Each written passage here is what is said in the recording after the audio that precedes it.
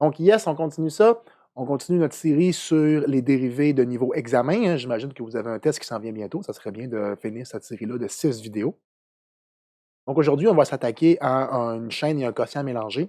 Encore une fois, je vous encourage fortement à faire la dérivée chez vous et après de regarder ma correction. C'est ce qui va vous apporter le plus pour vous préparer à votre examen. Donc, on va commencer ça tout de suite. Ce que je voulais dire par une chaîne et un quotient, on voit très bien ici que j'ai mon à la 7 qui est le plus à l'extérieur par rapport à mon quotient qui est à l'intérieur. Donc, qu'est-ce que je vais faire? Je vais commencer par dériver ma puissance. C'est-à-dire, je vais mettre mon 7 en avant comme ça, et je vais élever le tout à la 6. La bonne vieille dérivée là, du x à la n dérivé, hein, qui donne nx, n-1. Ensuite, une fois que c'est fait, ce que je vais écrire à l'intérieur, ce n'est pas x. Ce que je vais écrire à l'intérieur, c'est ce qu'il y avait à l'intérieur de ma fonction, c'est-à-dire le 2t plus 5 divisé par, et là, le racine, je vais tout de suite le mettre dans exposant à la 1/2. Ça va être plus facile à dériver et à simplifier tantôt. Donc, à la 1/2. Et ensuite, on doit multiplier par la dérivée de l'intérieur. La dérivée de l'intérieur ici étant 2t plus 5 divisé par, encore une fois, ma racine, je vais la mettre à la 1/2. Et je vais avoir mon 3t plus 4 comme ça ici. Voilà. Maintenant, on va aller s'attaquer au quotient qui est ici. Je vais commencer par réécrire quand même le début, hein. Donc, oui, beaucoup de réécriture. J'en parle souvent dans mes vidéos, là. On dérive, on réécrit énormément. Mais c'est bien important de le faire, sinon vous perdez des points, hein. J'en vois qui font des points de répétition comme ça dans leur examen. Vous allez voir que vous allez vous faire ramasser par votre prof, hein. Donc, faites pas ça. OK. Maintenant, ici, règle du quotient, on applique la règle du quotient et c'est toujours le même truc que je donne. Prenez le temps d'écrire votre règle au complet. Donc, la dérivée de en haut multiplié par en bas, où est-ce que je dérive pas moins, hein, pas un plus, un moins. En haut, où est-ce que je dérive pas multiplié par en bas, dérivé. Oui, je sais, c'est long de faire de même. On est d'accord avec ça. Mais, je vous le dis, faites-moi confiance, c'est ce qui va vous permettre de faire le moins d'erreurs possible. Et on n'oublie surtout pas de diviser par en bas au carré, à la 1/2, et on rajoute notre petit carré comme ça. Maintenant, on a deux petites dérivées faciles à les faire. On a la petite dérivée ici qui est directe, la petite dérivée ici qui est presque directe, mélangée avec une petite chaîne. Et ensuite, mini simplification, 1/2 à la 2, on va pouvoir le canceller. Donc, le classique de réécriture du problème du début. On va faire ça comme ça. Le tout à la 6. On va juste monter un petit peu pour éviter que ma grosse face vous cache. Voilà.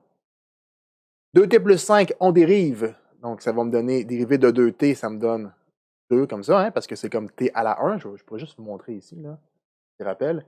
Le t, c'est comme t à la 1. Fait que j'amène 1 à l'exposant. Fait que ça me fait 1 en avant. Puis j'enlève 1 à l'exposant. 1 moins 1, ça fait 0. Puis on se rappelle, t à la 0, ça me donne 1. Fait que ça fait juste 1 comme ça. Le dérivé de t, ça fait 1. Puis le 2, vu que c'est une constante, ben, ça reste 2 comme ça. Maintenant, il va me rester le 3t plus 4 à la 1/2, moins le 2t plus 5, lui aussi, j'y touche pas. Maintenant, je dérive ça ici. Encore une fois, comme je l'ai dit, j'ai une chaîne. Je mets mon 1/2 en avant, comme ça. J'enlève 1 à l'exposant. Ça va me donner 3t plus 4, mais à la moins 1/2. Donc, j'ai enlevé 1 à l'exposant, ça m'a donné moins 1/2. Et ce que j'ai mis à l'intérieur, c'est ce que j'avais à la 1/2. Ici. Et je dois aussi multiplier par la dérivée de l'intérieur. Donc, même chose, dérivée de 4, ça fait 0. Dérivée de 3t, ça fait 3, pour la même raison que j'ai expliqué ici. Ensuite, le tout divisé par 3t plus 4 à la 1/2 au carré. Comme je l'ai dit, le 1/2 et le 2 vont se multiplier ensemble, qui vont me donner 1/2 fois 2, donc 1. Donc, ce que je vais avoir au dénominateur, je vais avoir 3t plus 4.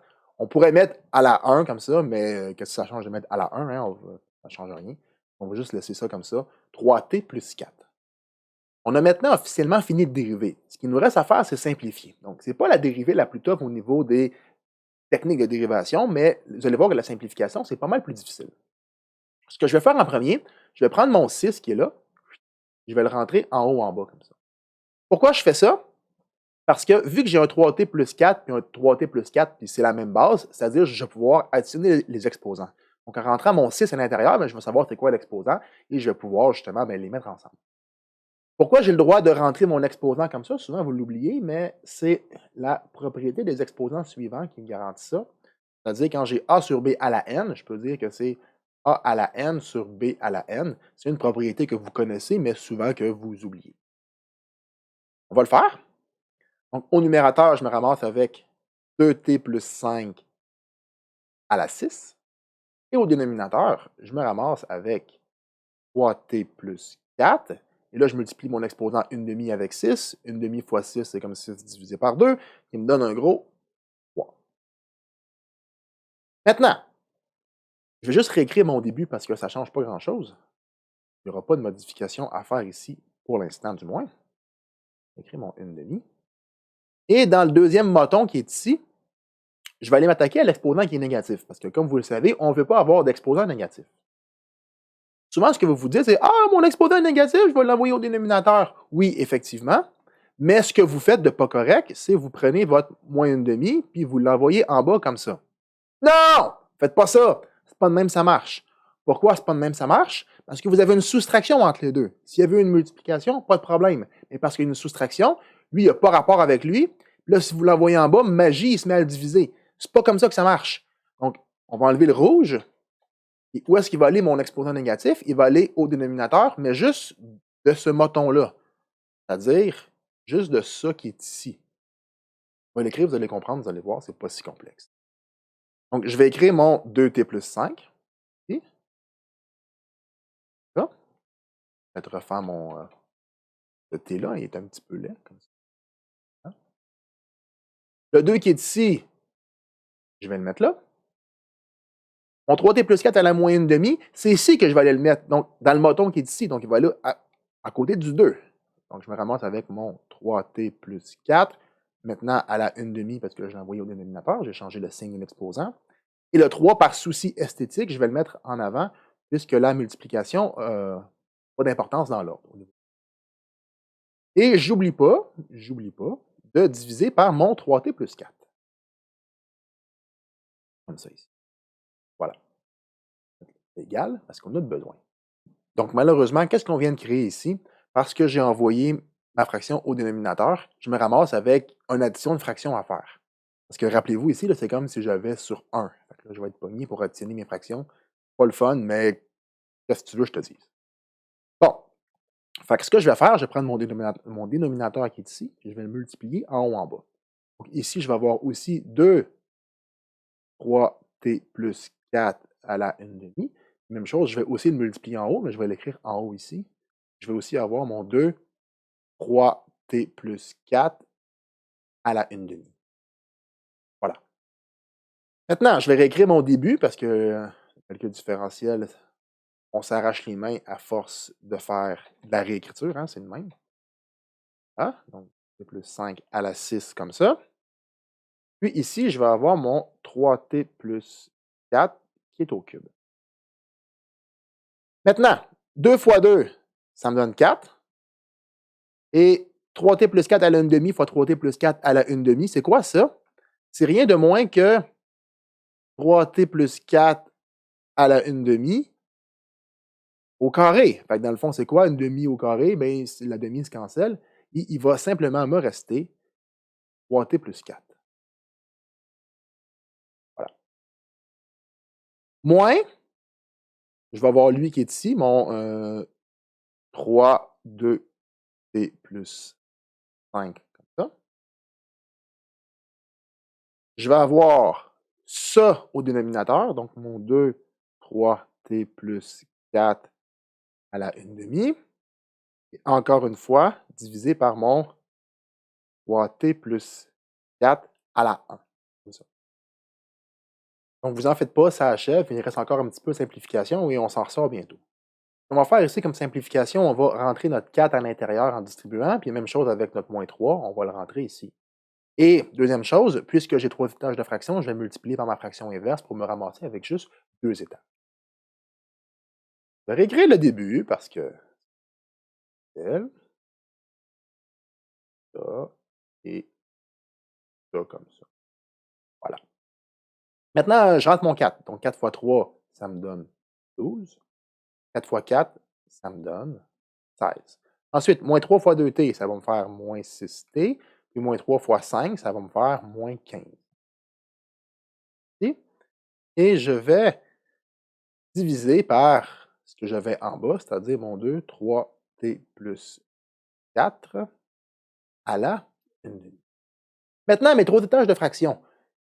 Dans le fond, ce qui est écrit ici, là, c'est écrit ça, mon numérateur, divisé par mon 3t plus 4. Mon 3t plus 4, vous pouvez vous imaginer que c'est comme sur 1, comme ça. Fait que qu'est-ce qui est écrit? C'est écrit ça divisé, j'ai peut-être exagéré ma barre en haut, là, mais divisé par mon 3t plus 4 sur 1. Et qu'est-ce qu'on a appris au secondaire par rapport au divisé? Ben, c'est comme multiplier par l'inverse. Au lieu de diviser par 3t plus 4 sur 1, que je vais faire, je vais multiplier par l'inverse de 3t plus 4 sur 1, qui est 1 sur 3t plus 4, comme ça. Là, ça va être beaucoup plus facile de manipuler ça comme ça. Maintenant, il nous reste à regrouper les choses. C'est-à-dire, lui, je ne vais rien faire avec, fait que je vais juste le réécrire avant de donner mes explications. Je vais juste réécrire ce monsieur, parce que de toute façon, je ne vais pas y toucher. Donc, ce que je vais regrouper, tout ce qui est ici, je peux le mettre ensemble, parce que mon x1, il ne fait pas grand-chose. Donc, je vais regrouper mon 12t moins 6t, ce qui va me donner 6t. Et mon 16 moins 15, ça va me donner plus 1. Comme ça. Réglé. Maintenant, en bas, vu que c'est une multiplication, ils ont toutes la même préséance. Donc, l'ordre n'a pas vraiment d'importance. Donc, encore une fois, je vais mettre mon 2 en avant par souci esthétique. Et là, regardez bien ça. 3t plus 4 à la 3, 3t plus 4 à la 1/2, 3t plus 4 à la 1, si on veut. Donc, qu'est-ce que je peux faire? Je peux faire 3 plus 1/2 plus 1. Donc, 3 plus 1/2 plus 1. Donc, j'additionne les exposants. 3 plus 1, ça me fait 4. 4 plus 1/2. Mettre mon 4 en demi pour que ce soit facile à additionner. Donc, 4, on sait que c'est 8/2 plus 1/2, qui me donne un gros total de 9/2. Donc, tout ça pour vous dire que mon 3t plus 4, je peux le mettre à la 9/2. Et parce qu'on n'aime pas avoir des exposants fractionnaires, on va le mettre en termes de racine. Donc, au lieu d'écrire 9/2, on va écrire racine carrée de 9. C'est-à-dire, je vais enlever mon 1/2 comme ça. Je vais simplement le mettre en racine carrée parce que c'est beaucoup plus joli comme ça. Donc voilà, on a réussi. Voici la bonne réponse. Je vous encourage fortement à vous abonner à la chaîne. C'est plus facile pour retrouver l'ensemble de mes vidéos. Sinon, je vous dis, lâchez pas, faites beaucoup d'exercices. C'est ce qui va vous préparer le mieux à l'examen. Ciao tout le monde!